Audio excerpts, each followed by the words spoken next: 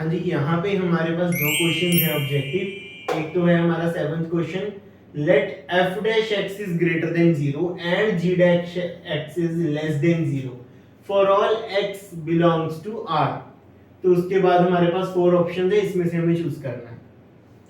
हाँ जी, अब हमारे पास इस टाइप के क्वेश्चंस आए हैं जब दो फंक्शंस की बात हो रही है जो जिनमें इंक्रीजिंग और डिक्रीजिंग का कंसेप्ट है हमारे पास। तो आइए बात करते हैं कि कैसे उन क्वेश्चंस को हम सॉल्व करेंगे। 7th क्वेश्चन देखिए, f dash x is greater than 0 for all x।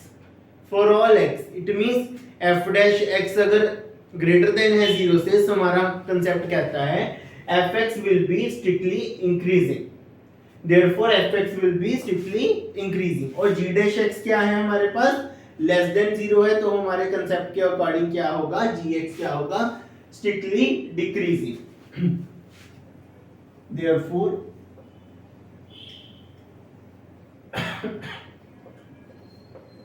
fx is strictly increasing। हाँ जी, स्ट्रिक्टली इंक्रीजिंग की बेसिक डेफिनेशन पे आते हैं। स्ट्रिक्टली इंक्रीजिंग क्या कहता है, if x plus h is greater than x, obviously x plus h is greater than x, as h is positive, it implies fx plus h is also greater than fx। Okay, ये हमारे पास होती है strictly increasing की। And g dash x जो है हमारे पास वो less than 0 है, इट इंप्लाइज gx क्या है, स्ट्रिक्टली डिक्रीजिंग फंक्शन। हमारे पास gx is strictly decreasing, it implies if x plus h is greater than x, then f of x plus h is less than, reverse हो गया order, fx। Okay, ये बात मैंने आपको बताई है, सो ऑब्वियसली यूज भी हो रही है। आप देख ही सकते हैं कि क्वेश्चन में ऑप्शंस हैं, जो ऑप्शंस किनके ऊपर हैं, x के ऊपर और x plus 1 के ऊपर, या x के ऊपर एंड x minus 1 के ऊपर। हाँ जी, x और x plus 1, देखिए सिंपल सी बात है, लेट कीजिए। हाँ जी, clearly x plus 1 is surely greater than x, that we know because x is x में कुछ भी ऐड करोगे, 1 ऐड करोगे किसी भी रियल नंबर में, वो x से बड़ा ही आएगा। ठीक है, तो हमारा g of x plus 1, because g क्या है, is a decreasing, here it needs to be g not f, g आना था यहाँ पे। g of x plus 1 is surely less than g of x, हमारे g of x से छोटा हो गया g of x plus 1।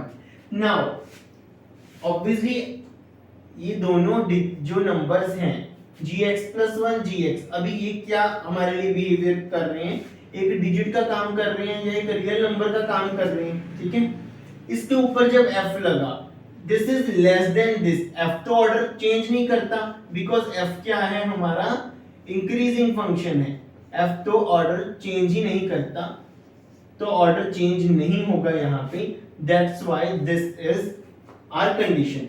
अभी देखते हैं कहाँ हमें दी गई थी ये कंडीशन। देखिए फर्स्ट में इन्होंने कंडीशन यही दी है, f of gx is greater than, हमारा भी यही आया है, f of gx is greater than f of gx plus 1।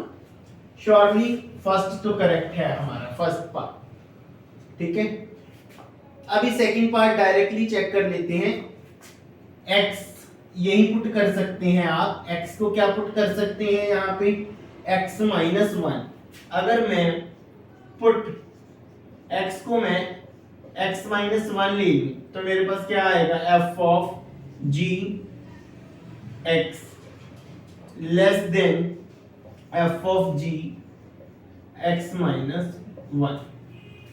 हाँ जी, यहाँ पे तो हमारा f of g x minus one greater आ रहा है और यहाँ पे तो वो लेस आ रहा था, इट मींस ये रॉन्ग है। आप ये वाला भी चेक कर सकते हो, ये तो नन ऑफ द अबव तो गलत ही हो गया।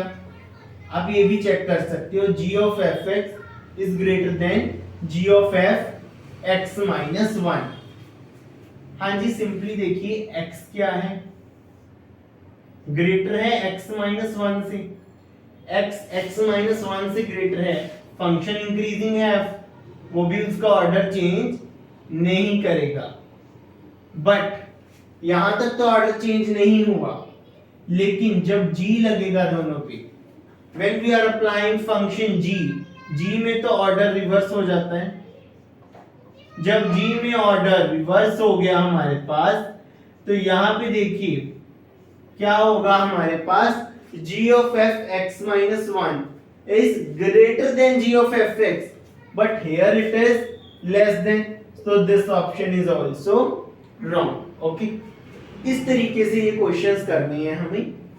Similarly, this question is also very simple, so I am giving you this as homework only. You can note it down. 8th question आप as a homework आपके पास ये है। कुछ क्वेश्चंस और आपको दे देते हैं होमवर्क के लिए।